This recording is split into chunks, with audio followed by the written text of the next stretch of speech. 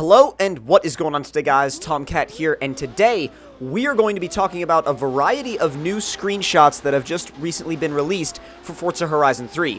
Now, we got a really interesting drop about the game at Gamescom, and now we're going over, like I said, the screenshots, some new car reveals, and some of them are a little bit, some of them are from a few days back, and then some of them are very, very new. But the very first one that we're going to get into is this first one right here with the Lamborghini Centenario.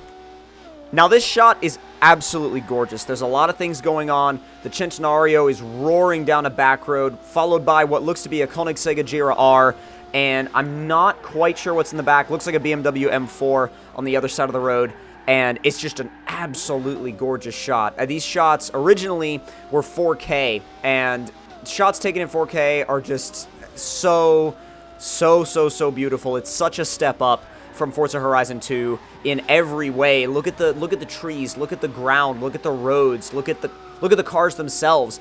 Everything just looks so pristine, so polished, and so absolutely beautiful. Now, with that being said, something that I'm really looking forward to across the whole lifespan of the game is just literally the amount of exploration that you'll be able to do and enjoy in such detail, right? To be able to enjoy such a degree of exploration and just playing with your friends in that level of detail. I mean, and I know graphics aren't everything. To me, gameplay is more important than anything else, and the enjoyment of that gameplay. But at the end of the day, when you have the gameplay down, which I'm sure they do, then you can add graphics. And when you add graphics of that caliber, you're like, oh my god. Like, oh my god, are we really at this stage now? Are we really at this level now? And the answer is yes. Yes, we are, as you guys will see in this screenshot with the new R8 V10 Plus. Now, moving into this R8 V10 Plus shot, there's a lot going on. There's a kind of like a tropical forest that we're heading through.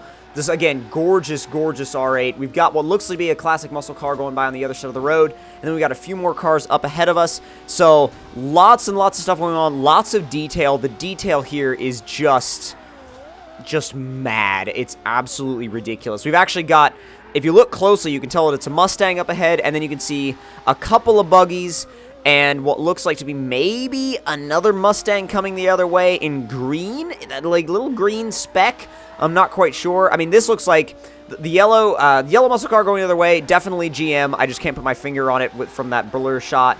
Like the little kind of like, you got a little bit of a blur going. It looks like a GM car from the 70s, I would say. But anyways, back to the shot at hand. So many things going on, especially with the way you can see the detail in like the palm trees and the leaves on the palm trees. Everything just looks so polished. You see the city off in the distance, and you see you see the amount of detail that was put into every little bit. It's just wicked. And to talk real quick about like things like the trees and the forests in the game and the way they've really upped the details of that, the fact that they've done that is obviously apparent because of their higher focus on off-roading with this being Australia, which I'm very grateful for. And I think that it's going to make the off-road adventuring a lot more fun, a lot more immersive, a lot more entertaining, because you actually feel like you're going past, these trees look very real. Everything, responds very real, very realistically to weather changes, to the movement of the vegetation itself, and everything just looks so polished and so it looks like there was no real detail that was left undone. Like, everything looks like it was like, oh, this is proper because it's here, and this is here, and this looks right, and this looks right, and that looks right, and everything just, that's the easiest way to describe it, is it just looks right. Now, the next shot, though, is really cool, and there's a lot of stuff going on. So this screenshot is actually one of my favorites because there's so many little details that you can really stare at and take a closer look at, and it's kind of rewarding to look because you realize there's so much to it, and this screenshot is actually really detailed and really deep. First thing you notice is that sky. That sky is absolutely gorgeous. It's absolutely beautiful. The sunset just so gorgeous through the trees, and then the changes in like the shadows and like the different layers of clouds Just what a beautiful shot of that sky. And then you look over to the city, you see little lights scattered throughout the windows of the skyscrapers, and it's just so complete, and everything looks so good. And it's just like one of those things where you're like, damn, that looks damn good. Like, that looks like, holy shit, that looks amazing. So that is, to me, one of my favorite screenshots that I've seen so far from Forza Horizon 3, and I am just like, it's just, you could look at that shot and just pick so many little details out of it constantly. Now, the more we look at these screenshots, obviously, the more excited I get for the game. I'm like, holy crap, this game is going to be, like, so over the top and so awesome. I'm not going to be able to put it down. I mean, I've already decided that when that game comes out, when the game comes out that day, I'm just going to all-nighter the game, like, the day it comes out. It's going to be amazing. Now, a couple of things I also wanted to talk about is a couple new car announcements. We've got the Aston Martin Vantage GT12. This car is just awesome. It's just beautiful, and it's the ultimate representation, in my mind, of the whole Vantage lineup. You've got a really cool-looking aero kit, a really nice-looking wing, and then a gorgeous V12 power plant up front that just sounds absolutely sweet and just sings. These Aston V12s absolutely sing, and when you put it in the smaller chassis of the Vantage, it really gives it a chance to stretch its legs and not be stressed at all, because it's not pushing around a big GT car. It's like pushing around a little itty-bitty sports car. So you're good to go. Like, you've got so much you can use it for that it's just like, in my mind, one of the best, if not the best, V12 sports cars you can ever find. Love the GT12. Absolutely love it.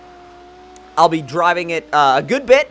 I know I'll definitely go ahead and take it and do some drifting with it when the game comes out. I'm very excited to do that. I feel like it's going to be an absolute blast. And the next car coming up that we're actually going to take a look at is also definitely primed for some drifting, primed for a drift build, also primed for, like, high horsepower build, whatever you want to do with it, and that's the Cadillac CTS-V. Now, the CTS-V, I love the new CTS-V. I actually played around with it in Forza 6 recently, and it's just a very well-rounded, very focused car. And, I mean, if you want a no-holds-barred brute of a super sedan, you go right down and get yourself a CTS-V, because that's what you want and that's what you need, in my opinion. If you want something a little bit more sophisticated, you can go to the Germans, but if you want something that's just brute force and you can fit a bunch of people in the back of it, go for the CTS-V. I love this car. I actually really do, and I love the new version of it. I love the new design. I love the front end. It looks really nice. Not quite as aggressive as the older version in my mind. I still love that second generation. But if you guys did enjoy this update on Forza Horizon 3, don't forget to hit that like button. Tell me in the comment section what you guys thought of it. And if you're new to my channel, don't forget to subscribe for more. And I will see you guys in the next one. Talk to you guys later, and I hope you guys enjoyed.